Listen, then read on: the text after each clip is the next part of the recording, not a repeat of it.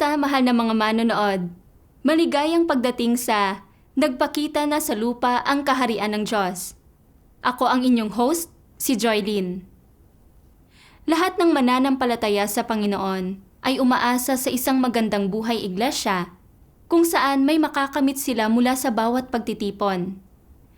Pero sa mga relihiyosong simbahan, ang mga pastor at pari lang ang nagmomonopolyo ng pagsasalita mula sa pulpito. Nananalangin sila sa ngalan ng mga mananampalataya at sila lang ang nagbabasa at nagpapaliwanag ng mga kasulatan at kumokontrol sa bawat pagtitipon. Taon-taon, paulit-ulit lang ang mga sermon, puro pag-uulit lang ng mga lumang punto. Nakakabagot ito para sa mga mananampalataya, pero wala silang magawa. Tinitiis lang nila ito ng tahimik, nakikinig ng maraming taon, pero walang anumang nakakamit. Sa mga pagtitipong ito, ang bawat pastor, pari at mananampalataya ay kumikilos ayon sa kung ano ang iniisip nilang tama. Lahat ng ginagawa nila ay pagsasagawa lang ng ritual ng relihiyon at para lang mairaos ang mga bagay-bagay. Pagpapaikot at pagpapatahimik din ito sa iba. Habang nagsasalita ang mga pastor at pari mula sa pulpito, ang mga mananampalataya sa ibaba ay madalas na umiidlip, naglalaro sa kanilang mga telepono, nagkukwentuhan o lumilipad ang isip. Ginagawa nila ang gusto nila ng tuloy-tuloy. Pagkatapos tiisin ang hirap na ito hanggang sa matapos ang oras, kanya-kanya na sila ng landas at ganoon na lang ulit sa susunod na pagtitipon. Ilang taon nang nangangaral at nagbabasa ng mga kasulatan ang mga pastor at pari, pero ang pinakamagaling nilang sermon ay tungkol sa pag-aalay. Sa kabila ng lahat ng taon nila ng pangangaral, hindi man lang nila malutas ang sarili nilang mga issue sa kasalanan. Paano pa kaya ang sa mga mananampalataya? Kahit napakatagal nang nakikinig sa mga sermon, wala pa ring natatanggap na anumang sustansya sa kanilang espiritu ang mga mananampalataya. Hindi man lang nila alam kung paano tumigil sa pagkakasala. Paano pa kaya ang makaunawa sa Biblia? Kahit na masusing inihahanda ng mga pastor at pari ang kanilang mga sermon, sinusubukang kunin ang loob ng mga mananampalataya sa bawat pagtitipon. Palaging bigo ang mga resulta. Kahit anong gawin nila, nanlalamig ang pananalig ng mga mananampalataya at natutuyo ang kanilang mga espiritu. Wala silang gana sa mga pagtitipon at marami pa nga ang tumatakas o unti-unting hindi na dumadalo. Madalas silang lumiliban sa mga pagsamba at kahit anong pilit ay ayaw nilang pumunta. Kapag may problema sila at kailangan ng tulong mula sa Diyos, marahil ay dumalo sila ng napipilitan ng isa o dalawa, pero pagkatapos ay nawawala na naman sila. Habang palaki ng palaki ang mga sakuna, wala pa ring ipinapakitang sigla ang mga mananampalataya sa mga pagtitipon. Sinusubukan ng mga pastor at pari ang lahat ng maiisip nila, nag-oorganisa ng lahat ng uri ng aktibidad, mga salu-salo, pamamasyal, mga pag-aaral ng Biblia, pag-awit ng himno, at mga handaan para sa holiday. Pero lahat ay halos walang epekto. Maraming tao ang dumadalo sa mga aktibidad na ito para sa pagkain at kasiyahan. Pero kakaunti lang talaga ang dumadalo sa aktwal na mga pagtitipon na isang malaking dagok sa tiwala sa sarili ng mga pastor at pari. Nang makitang paunti ng paunti ang dumadalo at palala ng palala ang pagkawalang buhay ng mga pagtitipon, mapapaisip ka talaga. Posible kayang hindi na gumagawa ang banal na espiritu sa mga simbahan? Sa kapanahunan ng kaharian, tinanggap ng mga Kristiyano ang isang bagong-bagong buhay iglesia. Sa ganitong uri ng buhay iglesia, nagpaalam na sila sa mga pagtitipong pangrelihiyon at hindi na nila sinusunod ang mga ritual ng relihiyon. Hindi na ang mga pastor lang ang nagmomonopolyo ng pagsasalita at hindi na kailangang pakinggan ng mga mananampalataya ang kanilang mga gasgas ng pananalita o tiisin ang mga islogan ng relihiyon, kaalamang teolohikal at mga teoryang walang laman na ipinangangaral mula sa mataas na posisyon o pagtiyagaan ang kanilang nakakabagot na mga pangaral. Sa halip, malayang nababasa ng mga Kristiyano ang mga salita ng Diyos at nakakaawit ng mga himno para purihin siya. Hindi nila kailangan ng mga pastor para manalangin para sa kanila. Sila mismo ay maaaring lumapit sa harap ng Diyos para manalangin at magsumamo sa Kanya.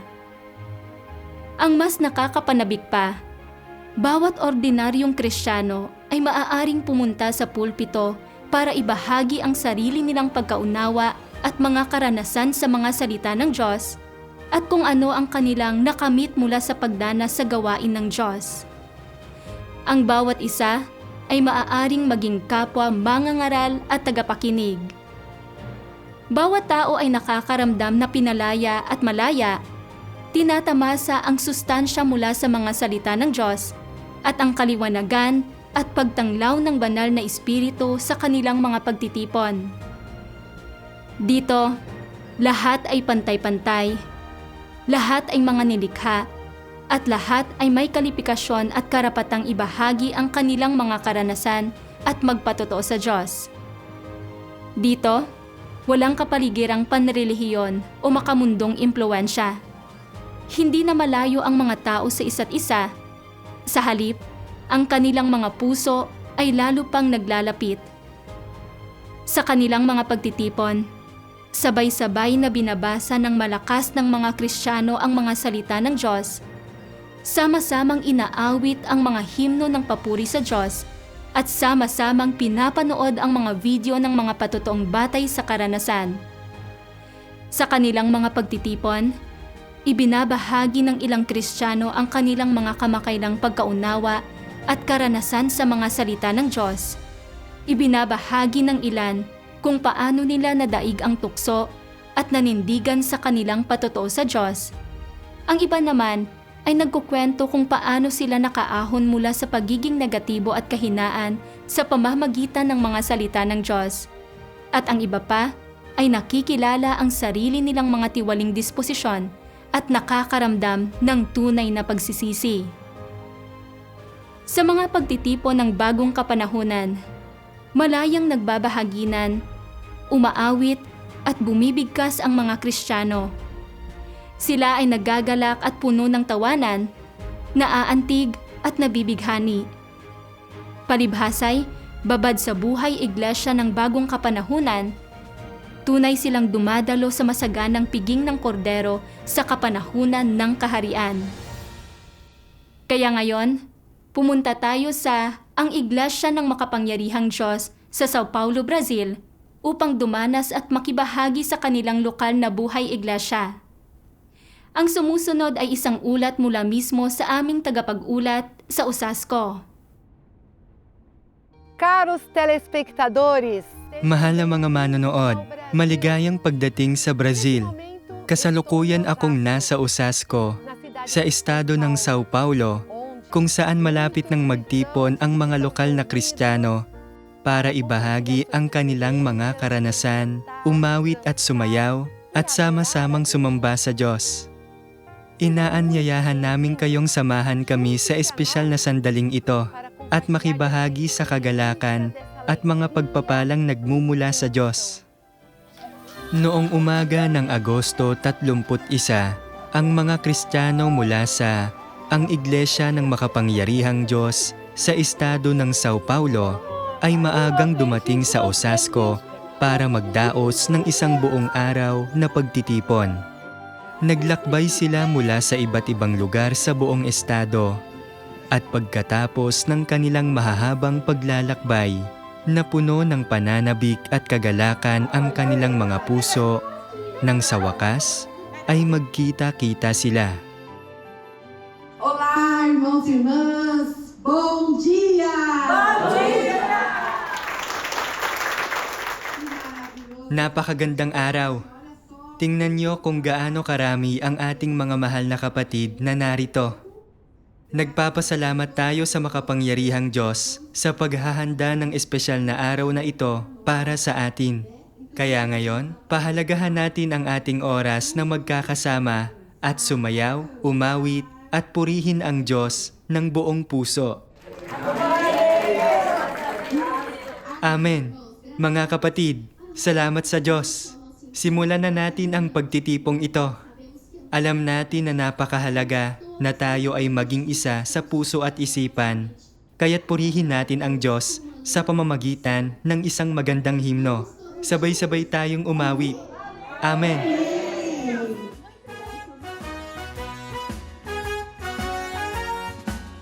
Ó Deus, no meu coração se esconde teu amor que me faz chegar a ti docemente.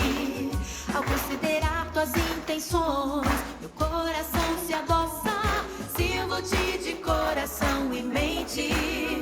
Tuas palavras guiam e tocam meu coração e meus passos de amor te seguem de perto. Agirei de acordo com tuas intenções, satisfazê-las, encantar meu coração.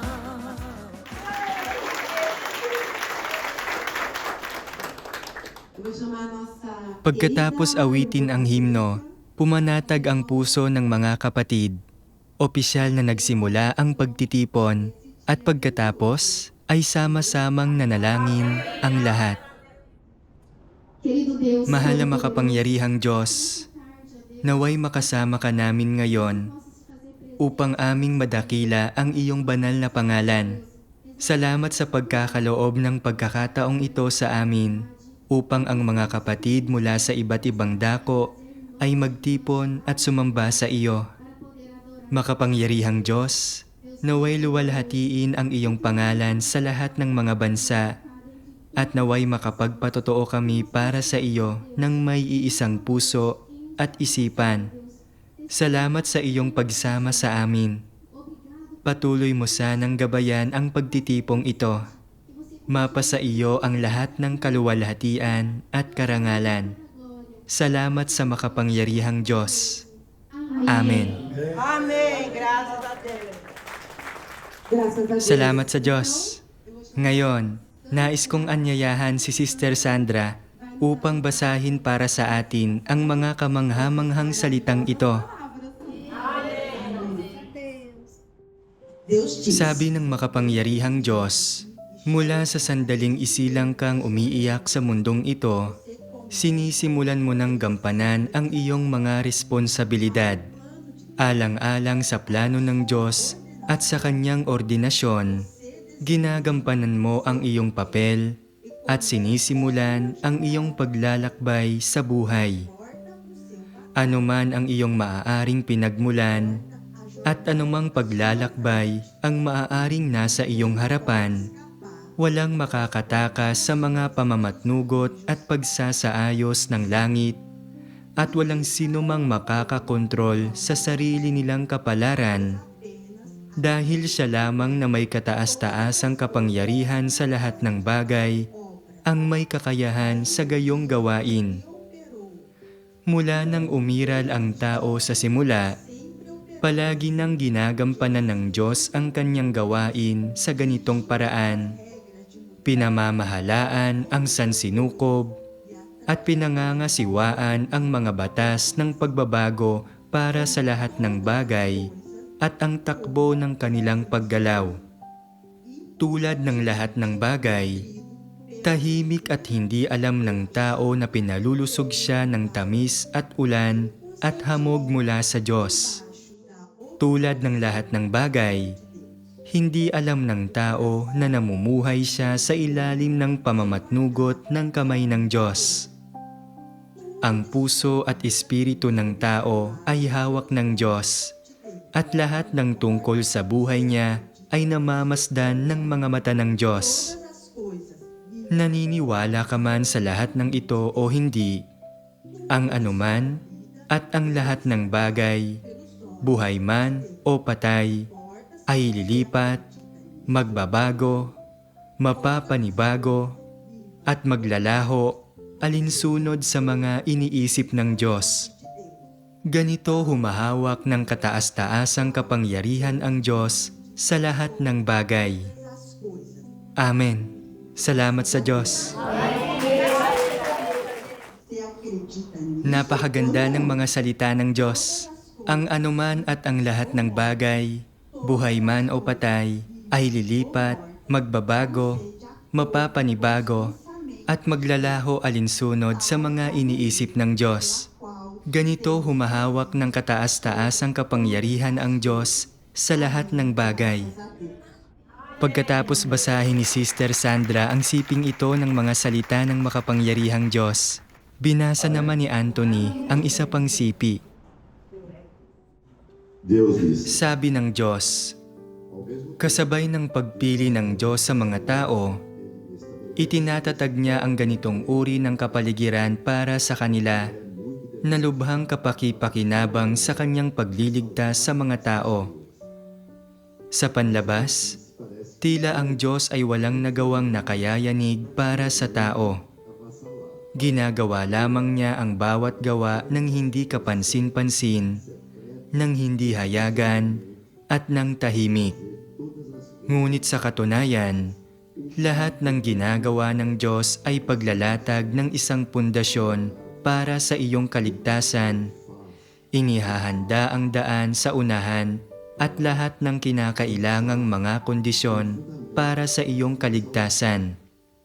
Kasunod nito, ibinabalik ng Diyos ang bawat tao sa harapan niya, bawat isa sa isang tiyak na oras.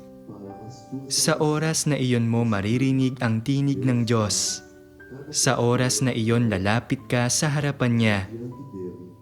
Sa oras na mangyari ito, ang ilan ay naging magulang na rin mismo, samantalang ang iba ay anak pa rin ng iba.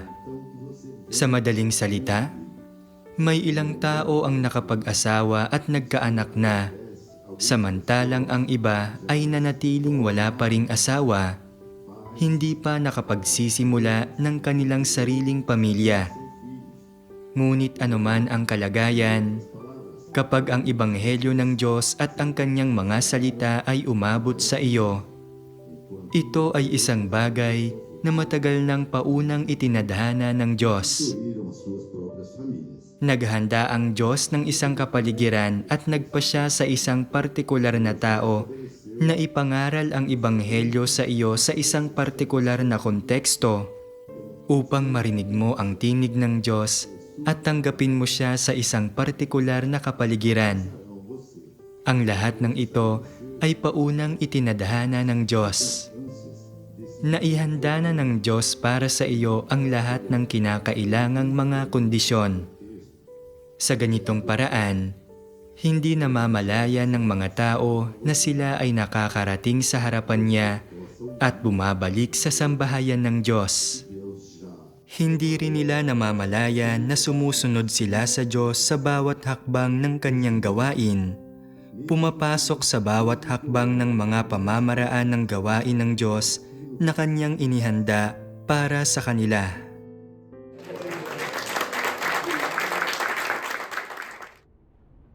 Kay ganda, salamat sa Diyos. Kaya, sa pamamagitan ng mga salita ng Diyos, nakikita natin na ang ating kapalaran ay nasa kanyang mga kamay. Siya ang ating may kataas-taasang kapangyarihan at lumikha, at pinili niya tayong pumarito sa napakahalagang panahong ito. Pinili ng Diyos ang bawat isa sa atin, at ang ating mga tadhana ay pauna na niyang inorden. Tayo ang pinakamapalad at pinagpalang mga tao dahil pinili tayo ng Diyos para danasin ang kanyang gawain. Salamat sa Diyos. Amém, irmãos? Salamat sa Diyos. Mga kapatid, salamat sa Diyos sa pagkakaloob sa atin ng mga kamanghamanghang salitang ito. Nauunawaan natin na lahat ng ito ay bahagi ng mga pagsasaayos ng Diyos. Bawat isa sa atin, sa iba't ibang panahon at sa iba't ibang lugar, ay tinanggap ang gawain ng makapangyarihang Diyos sa mga huling araw. Sa pamamagitan ng mga salitang ito, naunawaan natin ang dakilang pag-ibig ng Diyos. Isinaayos niya ang mga sitwasyon para tayo ay makabalik sa kanyang harapan at marinig ang kanyang tinig. Ibinalik tayo ng Diyos para tanggapin ang kanyang gawain at ipinahintulot niya na magtipon tayo ngayon. Ito ang kanyang mga pamamatnugot at pagsasaayos. Salamat sa Diyos. Ang bilis ng oras at lumipas ang umaga sa isang iglap lang. Ginugol ito ng mga Kristiyano sa pag-awit ng mga himno, pagsasayaw at pagbabasa ng mga salita ng makapangyarihang Diyos. Napakamakabuluhan ng ganitong buhay iglesia at bawat minuto ay dapat pahalagahan. Hanggang sa paalalahanan kami ni Sister Ana na oras na para mananghalian. Saka lang namin napagtanto na tanghali na pala. Sama-samang nananghalian ang mga Kristiyano.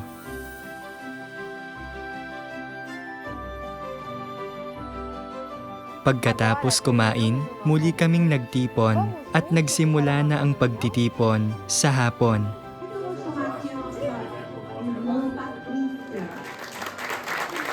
Ibinahagi ni Patricia ang kanyang karanasan. Ipinanganak siya sa isang pamilyang Katoliko at dumalo sa isang simbahang ebanghelikal sa loob ng 12 taon. Madalas niyang marinig ang mga pastor na hinuhusgahan ang mga kapatid mula sa pulpito, nang aatake at nagtatakwil sa iba. Dahil dito, nasiraan siya ng loob at ayaw na niyang dumalo sa mga ganoong pagtitipon. Noong 2020, habang naghahanap online ng isang grupo ng pagbabahaginan, sa di inaasahang pagkakataon, nakilala niya ang isang kapatid sa Panginoon at naanyayahang sumali sa isang study group. Sa pamamagitan ng kanyang mga pag-aaral, sa wakas ay naunawaan niya kung paano babalik ang Panginoong Hesus sa mga huling araw. Nang mabasa ko ang mga propesiya sa Biblia tungkol sa pagbabalik ng Panginoon, lalo na ang tungkol sa pagdating ng Panginoong Hesus bilang ang anak ng tao, talagang naantig ako. Isa sa mga sipi ay ang Lucas, Kapitulo 17, versikulo 24 hanggang 25. Sapagkat gaya ng kidlat na kumikislap buhat sa isang panig ng silong ng langit, ay nagliliwanag hanggang sa kabilang panig ng silong ng langit. Gayon din naman ang anak ng tao sa kanyang kaarawan. Datapot kailangan muna siyang magbata ng maraming bagay at itakwil ng lahing ito. Sinabi ng Panginoong Hesus na itatakwil siya ng henerasyong ito. Sa sandaling iyon, habang nag-iisip ako, para bang suminag ang isang liwanag at bigla kong naunawaan. Oo, kailangang magpakita ng Panginoon bilang ang anak ng tao. Dahil kung magpapakita lang siya na sakay ng ulap, sino pa ang magtatakwil o magkakaila sa kanyang pagbabalik? Sa proseso ng paghahanap sa mga salita ng Diyos, unti-unti kong naunawaan na sa pamamagitan lang ng pagkakatawang tao ng Diyos, matutupad ang mga propesiya sa Biblia.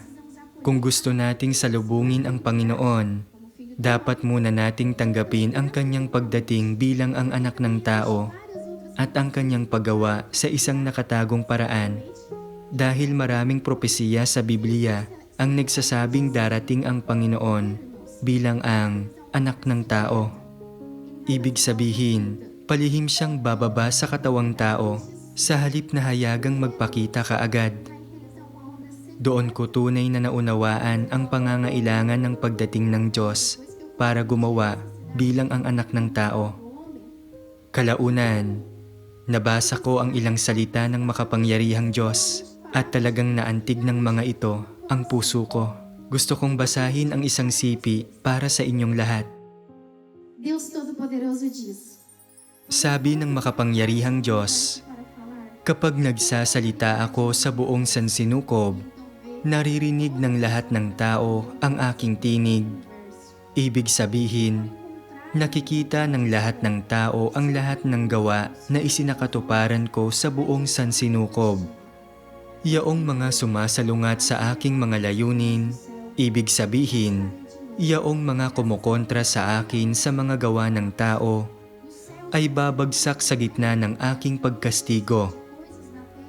Gagawin kong panibago ang napakaraming bituin sa kalangitan, at dahil sa akin, ang araw at ang buwan ay mapapanibago, ang kalangitan ay hindi na gaya ng dati. At lahat ng bagay sa lupa ay mapapanibago. Maisa sa katuparan ang lahat ng ito dahil sa aking mga salita. Ang lahat ng bansa sa loob ng sansinukob ay muling hahati-hatiin at mapapalitan ng aking kaharian, upang ang mga bansa sa ibabaw ng lupa ay maglalaho magpakailanman, at ang matitira lang ay ang kaharian na sumasamba sa akin. Lahat ng bansa sa lupa ay mawawasak at titigil sa pag-iral. Sa mga tao sa loob ng sansinukob, ang lahat ng sa mga dyablo ay lilipulin. Ang lahat ng sumasamba kay Satanas ay babagsak sa gitna ng aking naglalagablab na apoy.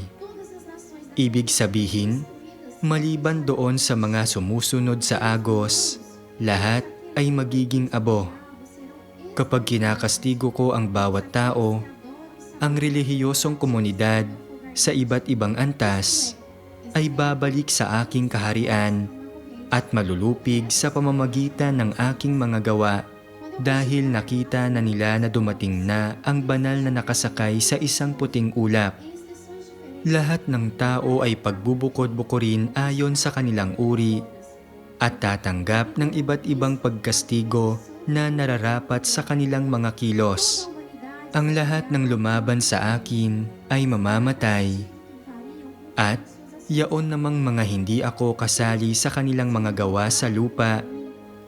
Dahil sa kanilang naging pag-uugali, sila ay patuloy na iiral sa lupa sa ilalim ng pamamahala ng aking mga anak at aking mga tao. Magpapakita ako sa di mabilang na mga bansa at tao at ipapahayag ko ang sarili kong tinig sa lupa. Ipinoproklama ang pagkumpleto ng aking dakilang gawain. Tinutulutan ang lahat ng tao na makita ito gamit ang sarili nilang mga mata. Amen. Salamat sa Diyos. Nang mabasa ko ang mga salita ng Diyos, tunay kong naunawaan ang pangangailangang magkatawang tao ang Diyos at pumarito sa lupa. Maliban sa Diyos, sino pa ang makapagsasalita sa buong sangkatauhan? Maliban sa Diyos, sino pa ang makakayanig sa langit at lupa? Tanging ang Diyos ang nagtataglay ng ganoong awtoridad at kapangyarihan. Nagkatawang tao na ang Diyos para ipahayag ang lahat ng katotohanan, para hatulan at iligtas ang sangkatauhan, upang magkaroon tayo ng pagkakataong matanggap ang kanyang pagliligtas. Kaya, sa pagbabasa ng mga salita ng Diyos, naunawaan ko na dapat nating tanggapin ang paghatol ng Diyos at danasin ang kanyang mga salita. Sa ganoon lang tayo magkakaroon ng pagbabago sa ating disposisyon. Nagpapasalamat ako sa Diyos mula sa kaibuturan ng aking puso. Nagpapasalamat ako sa Kanya sa pagpapahintulot sa aking marinig ang Kanyang tinig at maunawaan ang pangangailangan ng Kanyang pagkakatawang tao para iligtas ang sangkatauhan. Amen. Salamat sa Diyos. Matapos makaranas ng ilang problema sa pamilya, labis na nalungkot si Dilma at nalugmok sa pagdurusa. Ibinahagi ng kanyang mga kapatid sa iglesia ang mga salita ng makapangyarihang Diyos para tulungan at suportahan siya, na tumulong sa kanya upang unti-unting makaahon mula sa kanyang pasakit. Unti-unti akong nagsimulang mapalayo, pero kahit ganoon, binabasa ko pa rin ang mga salita ng Diyos. Napakasakit para sa akin ng panahong iyon dahil pakiramdam ko ay para akong nasa kadiliman. dahil hindi ko kasama ang mga kapatid at hindi ako tunay na nakakakain at nakakainom ng mga salita ng Diyos. Pasensya na, medyo nagiging emosyonal ako. Talagang ang mga sister ko ang patuloy na tumulong sa akin. Pinapadalhan ako ng mga salita ng Diyos at mga himno at palagi akong hinihila pabalik. Minsan, sabay-sabay kaming nagbabasa ng mga salita ng Diyos at nananalangin. Ang pagkakaisang iyon ay parang isang malaking pamilya. Napakasakit para sa akin ng panahong iyon. Pero kalaunan, may natutunan akong isang bagay. Basta't tatawag ka sa pangalan ng Diyos, manunumbalik ang lakas mo. Salamat sa Diyos. Sa wakas, nakabalik ako. Lalo na si Sister Paula, tinulungan niya ako at binigyan pa niya ako ng cellphone para magawa ko ang tungkulin ko at makadalo ako sa mga pagtitipon. Salamat sa Diyos. Ngayon, nakakatayo ako rito, naninindigan ng matatag sa sambahayan ng Diyos at ayoko nang umalis pang muli. Ayoko nang mamuhay sa ganoong kadiliman. Gusto kong mamuhay sa liwanag. Salamat sa makapangyarihang Diyos. Amen.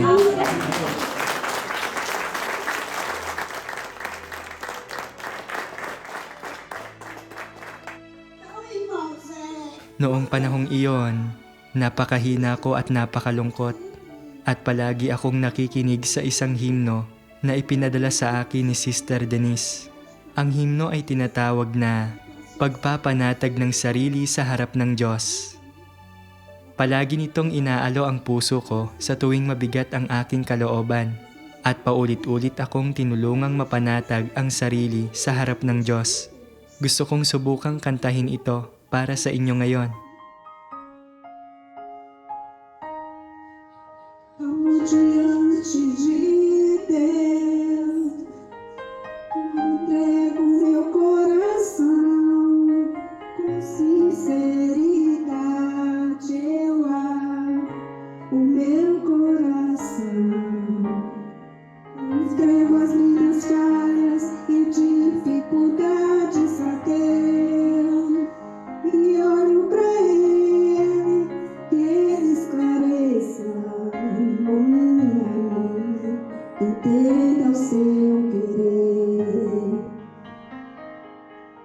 Sa pagtitipon, ibinahagi rin ni Adriana ang kanyang karanasan. Noong 2023, kinailangang sumailalim sa open heart surgery ang ina ni Adriana. Habang nakaospital ang kanyang ina, si Adriana ay balisa at hindi mapakali. Namumuhay sa takot na mawala ang kanyang ina. Sa ilalim ng patnubay ng mga salita ng Diyos, unti-unti niyang naunawaan ang mga layunin ng Diyos at nagpasakop siya sa kapaligirang itinakda ng Diyos. Sa tuwing aalis ako ng bahay, dala-dala ko ang mga salita ng makapangyarihang Diyos, patuloy na nananalangin at ipinagkakatiwala ang lahat sa Diyos.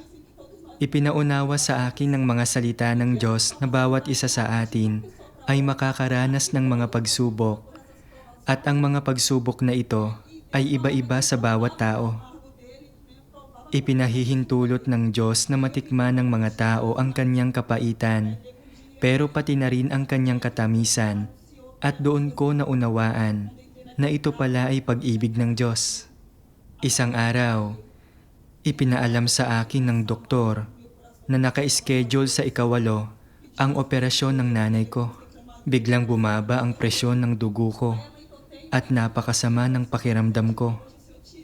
Ang tanging nagawa ko lang ay patuloy na manawagan sa Diyos sa puso ko, nagmamakaawa para sa kanyang tulong. Pagkatapos ay nagsimula akong tumawag sa Diyos at manalangin sa Kanya. Wala akong anuman. Ang nanay ko ay bigay sa akin ng Diyos. Kung gusto siyang bawiin ng Diyos ngayon, siya nawa. Dahil walang anumang sa atin, maging ang ating mga anak, mga apo o mga magulang, Lahat ay pag-aari ng Diyos. Ang ating buhay ay mula sa Kanya. Kaya umuwi ako at sinabi sa kapatid ko, kailangan nating manalangin sa Diyos dahil lahat ay nasa Kanyang mga kamay. Wala tayong anuman. Lahat ay mula sa Diyos.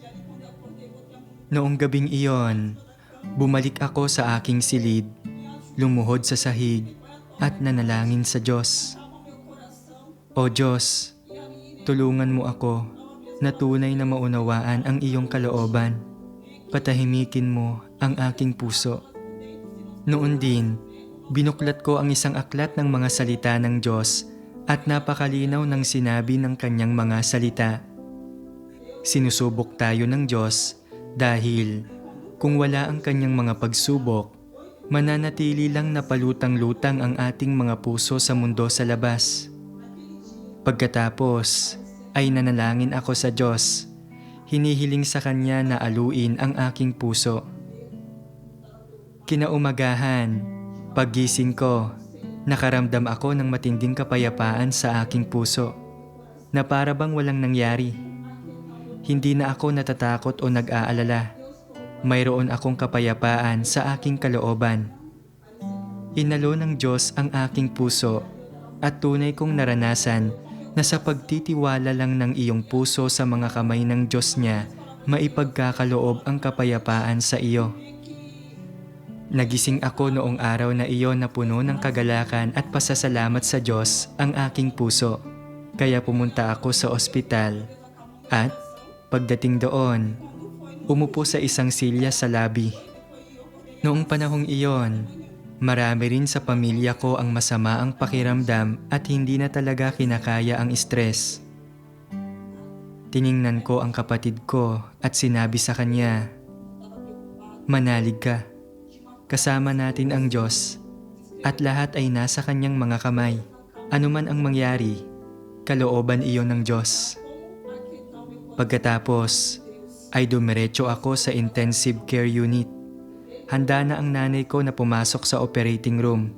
Sinabi ko sa kanya, lahat ay nasa mga kamay ng Diyos. Naway matupad ang kanyang kalooban sa lahat ng bagay. Iyinuko ko ang aking ulo at tahimik akong nagdasal sa Diyos. Pagkalipas ng ilang minuto, sakay ng wheelchair, dinala na ang nanay ko papasok sa operating room. 2:00 ng hapon, lumabas ang isang surgeon. Tumingin sa akin at sinabi, Miss, huwag kang matakot. Paglabas ng nanay mo, maraming aparatong medikal ang nakakabit sa kanya, pero malalampasan niya ito. Huwag kang mag-alala. Sa puso ko, agad kong sinabi, salamat sa Diyos. Sa pagsubok na iyon ko naunawaan, sinusubok ng Diyos ang aking pananalig at ang aking puso. Patuloy akong naghanap ng gabay mula sa mga salita ng Diyos at sa sandaling iyon, tunay kong naranasan kung ano ang ibig sabihin ng mga tao kapag madalas nilang sinasabi, kailangan mong ibigay ang iyong puso sa Diyos. Sa sandaling iyon, sa panahon ng pagsubok, pinapanood ako ng Diyos. Pinagmamasdan ang tunay na kalagayan ng aking puso. Nais niyang malaman kung tunay ba akong nagtitiwala sa Kanya, kung buong puso akong umaasa sa Kanya. Siguro, kaya ko sanang harapin ang sakit gamit ang sarili kong mga pag-iisip sa halip na hanapin ang mga salita ng Diyos. Pero pinili kong manalangin at pinili kong magtiwala sa Diyos. Isiniwalat ko ang lahat ng nasa puso ko sa Kanya at ipinagkatiwala ang lahat sa Kanyang mga kamay. At inalo ng Diyos ang aking puso. Maging ang mga tao sa paligid ko at ang mga sister ay napansin ang pagbabago sa akin. Tinanong nila ako kung ano ang nangyari at sinabi ko sa kanila na ito ay dahil inalo ng Diyos ang aking puso. Amen. Salamat sa Diyos. Sa karanasang ito, natuklasan ni Adriana mismo na nang hanapin niya ang layunin ng Diyos at handa siyang magpasakop, nakita niya ang mga pagpapala ng Diyos. Sa panahong nasa ICU ang kanyang ina, patuloy na ipinalaganap ni Adriana ang ebanghelyo ng kaharian sa mga doktor at pasyente at ipinarinig sa kanila ang mga pagbasa ng mga salita ng Diyos. Tinanggap ng ilan sa kanila ang ebanghelyo ng kaharian ng makapangyarihang Diyos. Habang ibinabahagi niya ang kanyang karanasan, inawit din ni Adriana ang isang himno, "Kung Hindi Ako Iniligtas ng Diyos." 神に救われなければ今もさまよっていただろうもがき罪に苦しんで虚しく望みもなく Mga kapatid, tunay na napakaganda ng mga karanasang ito. Dapat nating pasalamatan ang ating mga sister sa pagbabahagi ng mga ito. Pasalamatan natin sila at palakpakan. At ialay natin ang palakpak na iyon sa Diyos. Ang Diyos ang nagpahintulot sa lahat ng ito na mangyari.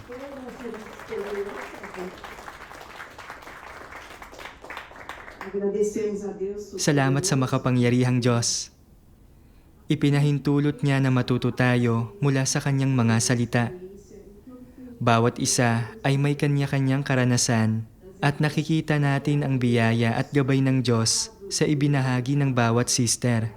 Nakikita natin kung paano pinagmamalasakitan at pinoprotektahan ng Diyos ang bawat isa sa kanila.